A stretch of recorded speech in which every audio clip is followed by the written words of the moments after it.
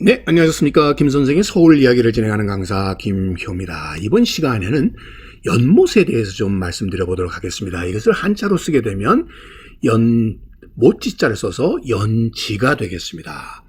자, 여러분들이 이 연지라고 하면은 사실 서울 장안에 많이 연지가 있었는데 조선시대의 한성부 고지도 등을 보게 되면 자주 등장하게 되는 연못이 바로 이 5군데가 있었습니다. 동지, 서지, 남지, 어이동지와 경모궁지가 바로 대표적인 연지라고 부를 수 있겠고요.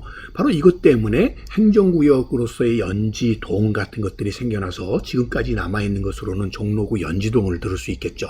전국적으로도 이렇게 연지는 상당히 많이 만들어지게 되었으니 사실 이 물이 괴어 있는 곳에 이 연꽃들을 찾게 된 것은 불교적인 영향이 가장 크다고 볼 수가 있겠죠. 불교 설화에 의하면 부처님이 태어나서 7걸음을 걸으실 때마다 연꽃이 피어났다라는 설화에서처럼 불교에서 가장 하나의 불교를 상징하는 그런 아름답고 고운 꽃이 바로 연꽃이기도 하고, 또 여러분들 그 주도니의 애련설에서 보시는 것처럼 바로 이 연꽃을 사랑할 수밖에 없는 그런 이유들이 결국 연꽃을 일반 대중들도 종교와 관계없이 사랑하게 되는 대표적인 이유가 아니었을까 싶습니다.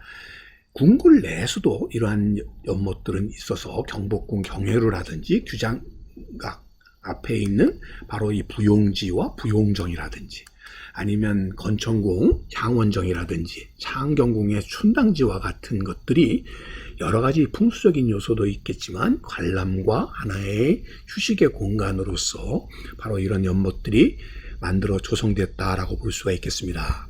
자, 이것은 일반 대중이 접근할 수 있는 곳이 아니었지만 일반 대중이 갈 수 있었던 대표적인 연지를 꼽으라고 하면은 바로 이런 비보풍수적인 의미로 연지가 만들어지기도 했었고, 각종 행사나 사진 영접을 기능을 했다라고 볼 수 있겠습니다. 대표적인 예가 바로 남대문 앞에 있는 남지를 예로 들을 수 있게 되는데, 이것의 경우는 바로 이 풍수적으로 관악산의 불의 기운을 막는다는 의미로 이런 남지를 만들었다라고 볼 수가 있겠죠.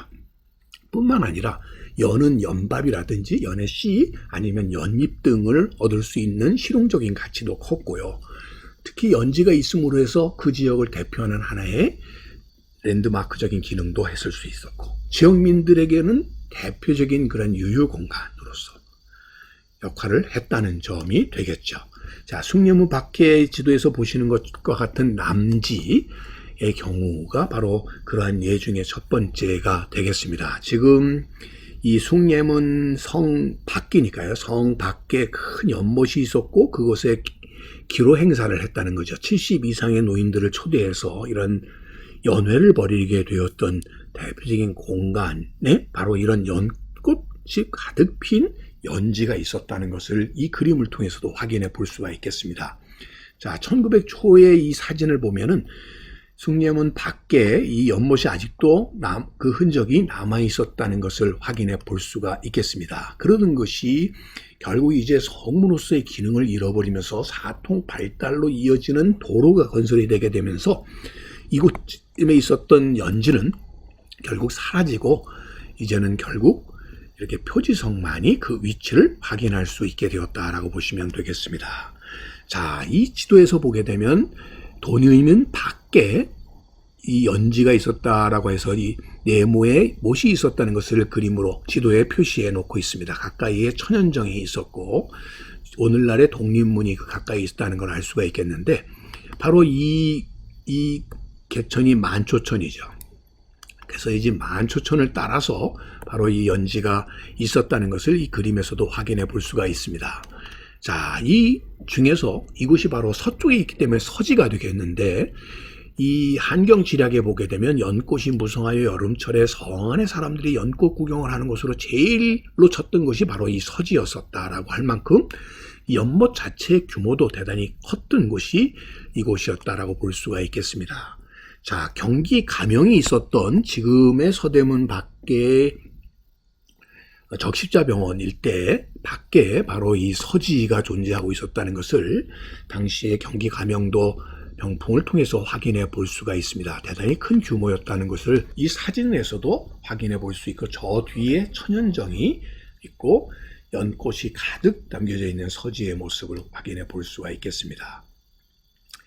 자, 그리고 한겨울의 서지의 모습과 이 마을의 모습, 저 멀리 한양 도성이 있는 것을 통해서 이 근처에 많은 사람들이 모여 살았다는 것도 확인해 볼 수가 있겠고, 이 천연정이 일제강점기에도 그대로 존속을 했었다는 것을 이 엽서를 통해서 확인해 볼 수가 있겠습니다.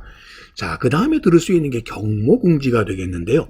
지금의 창경궁 밖에, 자, 정조 임금님께서 자기 아버지의 사당을 매달 방문하기 위해서 만든 문이라고 해서 월근문이라고 하는 게 있고요.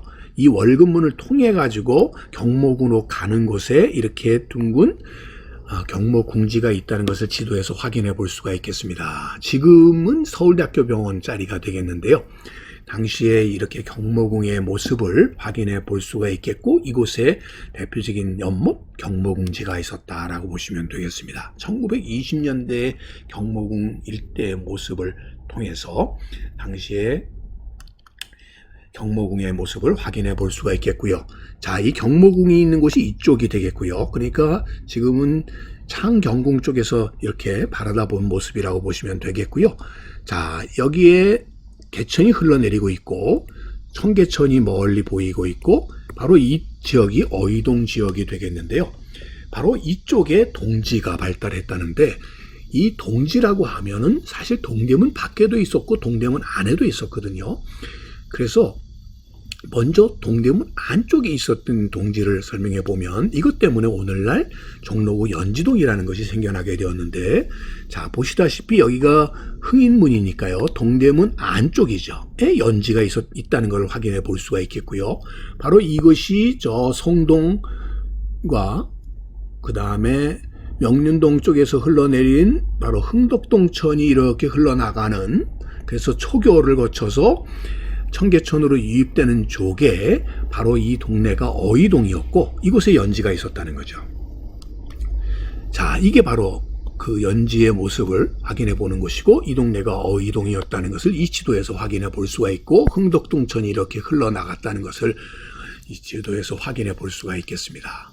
어이동은 일찍이 그 효종 임금이 태어났던 잠저였던 곳이고, 이곳에 연못이 있어서 연지동이라는 명칭이 나오게 되었고, 그 당시에 이렇게 은행나무가 있었다는 것을 알 수가 있겠고, 지금도 은행나무를 통해서 이곳이 어이동이었다는 것을 확인해 볼 수 있겠습니다. 자, 이 자리가 초교 자리가 되겠고, 이 일대가 바로 연지동, 일찍이 어이동이었던 지역을 의미한다라고 보시면 되겠습니다.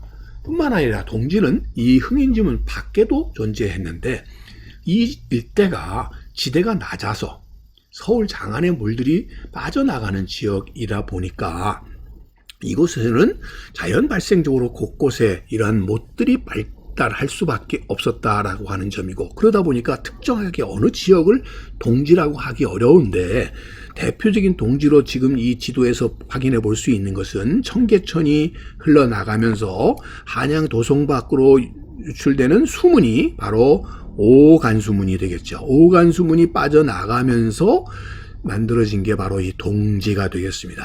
그렇기 때문에 이 흥인지문이 있는 지역이 지대가 낮아서, 그래서 보시는 것처럼 다른 성곽과는 다르게 이렇게 옹성을 쌓았다는 거죠. 옹성을 쌓았던 이유도 이쪽이 지대가 낮은, 수해가 많은 지역이기 때문에 그러했다고도 볼 수가 있겠고, 바로 이 편에 동지가 있었다라고 보시면 되겠습니다. 자, 그런 의미에서 이 한양 도성 내에는 이렇게 연꽃이 자라는 연지들이 한양 도성 내 곳곳에 자리 잡고 있었다라고 하는 것이 되겠고요. 그런 흔적들은 다 없어졌지만 지금은 하나의 연지동이라고 하는 행정구역명으로, 또 곳곳에 표지석으로 이 당시의 연지의 흔적들을 오늘날 찾아볼 수 있지 않을까 싶습니다. 오늘은 연지에 대해서, 연못에 대해서 꽃밭을 가꾸는 김 선생이 말씀드렸습니다.